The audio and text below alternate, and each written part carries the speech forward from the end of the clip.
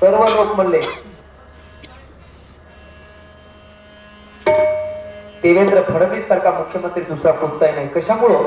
सर्व लोक म्हणले नाही हो, हिंदुत्ववादी आहे, अमुक आहे, तमुक आहे, नावं ठेवले ना मुख्यमंत्र्याला.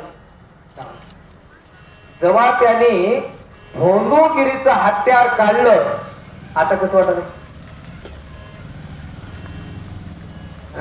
ज्यांनी नाव ठेवलं मुख्यमंत्र्याला, त्यांनी ज्यावेळेस बडगा उचलला हातामध्ये, आपलं एक शस्त्र घेतलं, आता कसं वाटत? नाही हो, हेच बरोबर आहे. मग बरोबर पहिलंच आहे, बरोबर पहिलंच आहे.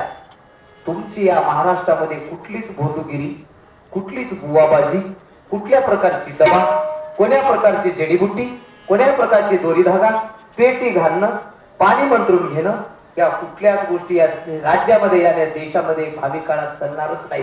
हेच काम करतात. म्हणून त्यांनी जे एका महिन्यापूर्वी जे प्रकरण घेतलं, मुख्यमंत्री साहेबांचं मी जाहीर अभिनंदन करतो,